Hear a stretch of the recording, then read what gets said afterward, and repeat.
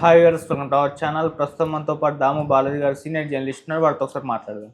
Sir నమస్కారం sir. నమస్తే. Sir ఏపీలో ఎన్నికల ఫలితాల తర్వాత జగన్మోహన్ రెడ్డి గారు ఒక్కసారి కూడా పవన్ కళ్యాణ్ గారిని అసలు విమర్శించిందే లేదు. కానీ నిన్న ప్రెస్ మీట్ పెట్టి తీవ్ర స్థాయిలో ఆయన పైన విమర్శలు అయితే చేశారు. అంటే పవన్ కళ్యాణ్ గారు కార్పొరేటర్కి ఎక్కువ, ఎమ్మెల్యేకి తక్కువ అంటూ ఈ స్థాయిలో రెచ్చిపోయి మరి విమర్శించారు. ఒక మాటల యుద్ధం అయితే వీళ్ళ మధ్య నడుస్తూ ఉంది. మరి ఏం చెప్తారు సార్ వీటి గురించి? ఈ స్థాయిలో అంటే జగన్మోహన్ రెడ్డి గారు ఇప్పుడు ఎందుకు విమర్శించారు? దీని వెనుకన్న వ్యూహం ఉందా సార్? ముందుగా అసలు ఏం జరిగింది చూద్దాం. నిన్న జగన్ అసెంబ్లీ సెషన్ జరిగిన రోజులు కూడా జగన్ ప్రెస్ మీట్లు పెట్టి ఈ ప్రభుత్వంలో లోపాలు కావచ్చు అవన్నీ కూడా ఎత్తి చూపిస్తూ ఉన్నాడు. సో ఈ క్రమంలో ఆయన ఈ అసెంబ్లీలో ప్రతిపక్ష హోదాకు సంబంధించిన చర్చ వచ్చినప్పుడు విలేకరులు అడిగారు, పవన్ కళ్యాణ్ ఏమన్నా అంటే మీరు జర్మన్లోకి వెళ్ళి రాజకీయాలు చేసుకోండి, ఇక్కడ కాదు, ఇక్కడ పనికిరారు అన్నట్టుగా మాట్లాడారు కదా, దాని మీద మీ అభిప్రాయం ఏంటి అని అడిగారు. దానికి జగన్ స్పందిస్తూ పవన్ కళ్యాణ్ కార్పొరేటర్కి ఎక్కువ, ఎమ్మెల్యేకి తక్కువ, అతను గెలిచింది ఒకే ఒకసారి అని చాలా దాని ఏమంటారు తీసి పారేసినట్టుగా మాట్లాడాడు. అసలు అతనికి సమాధానం కూడా నేను చెప్పాల్సిన అవసరం లేదు, అతని స్థాయి చాలా తక్కువ అన్నట్టుగా మాట్లాడాడు.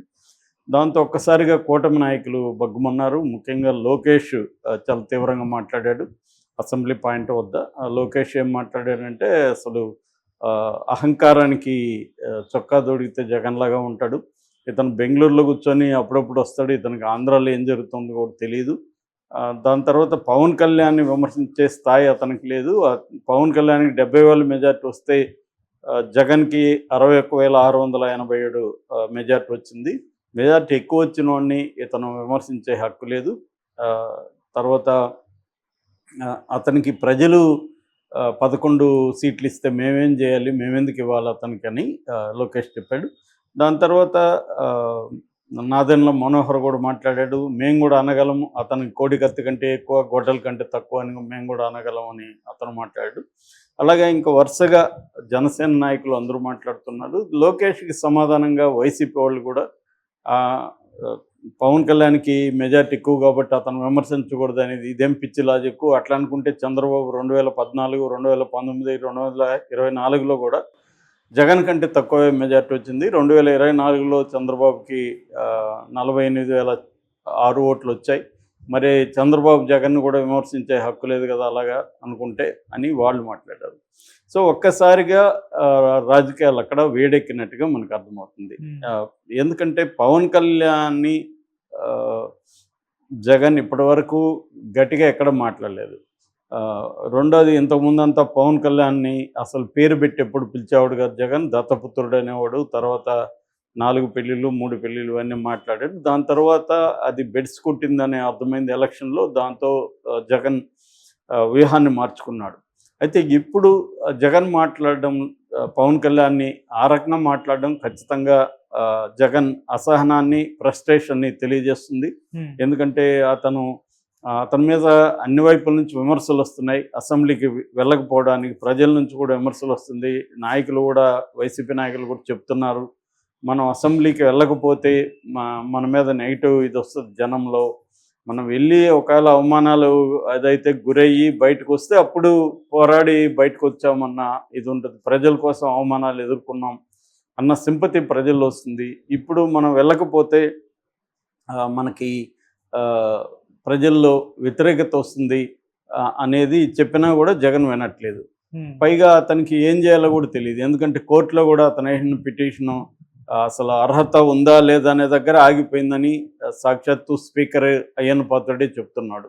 రెండోది, అయ్యన్న పాత్రుడు జగన్కి ఒక రకమైన స్వీట్ వార్నింగ్ కూడా ఇచ్చాడు. అంటే నేను ఇప్పటివరకు నువ్వు చేసిన తప్పులు, ఈ లెటర్లో నువ్వు వాడిన భాష, బయట మీరు చేసే ప్రచారం, దీన్నంతా క్షమిస్తున్నాను, కానీ ఇది మళ్ళీ రిపీట్ అవుతా ఉంటే నేను క్షమించనని కూడా ఆయన రూలింగ్ కూడా ఇచ్చాడు. సో ఆ స్థాయిలో అంటే వాళ్ళు లీగల్గా ప్రొసీడ్ అవుతున్నారు. తర్వాత పొలిటికల్గా జగన్ మీద ఈ క్యాంపెయిన్, జగన్ అసెంబ్లీకి రావడానికి భయపడుతున్నాడని క్యాంపెయిన్ స్టార్ట్ చేశారు. సో ఈ కాంటెక్స్లో జగన్ ఏంటంటే ముందు నువ్వు వెనక్కి పోయేలాగా జగన్ పరిస్థితి. అసెంబ్లీకి వెళ్ళి తనకి రోజు తనని 5 ఏళ్ల పాటు తిట్టిన ఇద్దరు వ్యక్తులు, speaker and deputy speaker. Chandrababu అది కూడా ప్లాన్డ్గా చేసినట్టే అనిపిస్తుంది. అలాంటి వాళ్ళు ముందు ఇతను కూర్చొని మాట్లాడలేడు. ఎందుకంటే ఖచ్చితంగా ఇతన్ని మాట్లాడినెవరు చాలా నీచంగా అటాక్ చేస్తారు. సో దానికి జగన్ రెడీగా లేడు.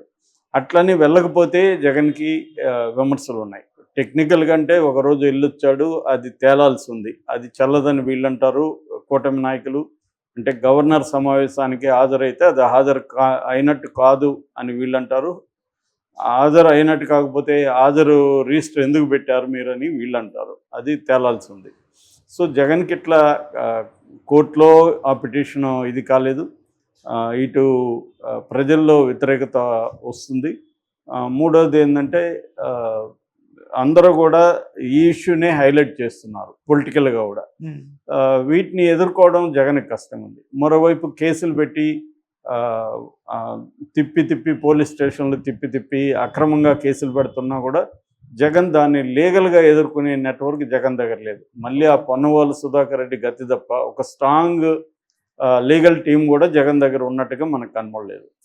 సో మరి డబ్బులు ఖర్చు పెట్టట్లేదా? ఎందుకంటే డబ్బులు ఖర్చు పెడితే లాయర్లు వస్తారు. ఏముంది, సుప్రీంకోర్టు లాయర్లు చంద్రబాబు దింపేవాడు కదా సుప్రీంకోర్టు లాయర్ని గతంలో. ఇప్పుడు కూడా చిన్న బెయిల్ పిటిషన్కి కూడా చంద్రబాబు ప్రభుత్వం తరఫున సిద్ధార్థ లోతర లాంటి వాళ్ళని దింపుతున్నారు. కానీ జగన్ చూస్తే అక్కడ అటర్ ఫ్లాప్ అయినట్టు కనబడుతుంది. అంటే ఇవన్నీ అంటే నిజానికి ఈ 9 నెలల్లో ప్రభుత్వ వ్యతిరేకత బలంగానే వచ్చింది.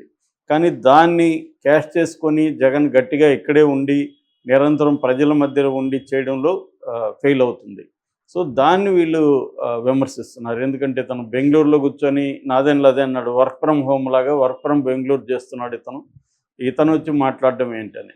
సో అది మరి బెంగళూరులో ఏం చేస్తున్నాడు అనేది విచిత్రమైన విషయం. ఆయన రాజకీయ గతంలో కూడా ఇదే జగన్ హైదరాబాద్లో చంద్రబాబు తర్వాత లోకేష్ వీళ్ళంతా హైదరాబాద్లో అప్పుడు కూడా అంతే. అప్పుడు కూడా వీళ్ళు హైదరాబాద్లో కూర్చొని రాజకీయాలు చేస్తారు. ఇప్పుడు జగన్ బెంగళూరులో కూర్చొని రాజకీయాలు చేస్తున్నాడు.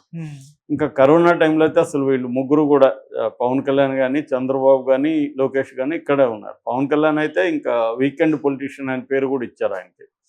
సో అంటే నిజానికి ప్రతిపక్ష నాయకులు ప్రజల తరఫున గట్టిగా ఉండి ఫైట్ చేయాల్సిన అవసరం ఉంది. కానీ ఇప్పుడు ఏమైపోయిందంటే ముందు 2-3 ఏళ్ళు సైలెంట్గా ఉండి లాస్ట్ 2 ఏళ్ళు గట్టిగా 2 ఏళ్ళు లేదా లాస్ట్ 1 ఇయర్ గట్టిగా ఫైట్ చేసి చాలు అన్న ఇదైపోయింది. అంటే రాజకీయాలు ఎట్లా మారిపోయాయంటే పీపుల్ సెంట్రిక్ పాలిటిక్స్ అనేది పక్కకి వెళ్ళి వీళ్ళ వ్యూహాలు తాము గెలవాలంటే ఏం చేయాలి అన్న ఆ వ్యూహం ప్రకారమే అందరూ కూడా అన్ని పొలిటికల్ పార్టీలు కూడా పనిచేస్తున్నాయి. సో అందువల్ల వాళ్ళకి ఇప్పుడు చంద్రబాబుకి ఏముంటుంది, ఫస్ట్ ఈ పథకాలు ఈగిపోయినా ఇప్పుడు 1 ఇయర్ నెట్టేశారు, దాంతో చాలా డబ్బులు మిగిలిపోయింది. నెక్స్ట్ ఇయర్ నుంచి అప్పుడప్పుడు కొన్ని ఇవ్వడం, అప్పుడప్పుడు కొన్ని ఎగ్గొట్టడం, ఇలా చేసుకుని లాస్ట్ 1 ఇయర్ జనాలకు వరాలు ఇచ్చి ఇంకా నేను ఎక్కువ వరాలు ఇస్తానని చెప్తే నమ్ముతారనేది చంద్రబాబుకున్న ప్లాను.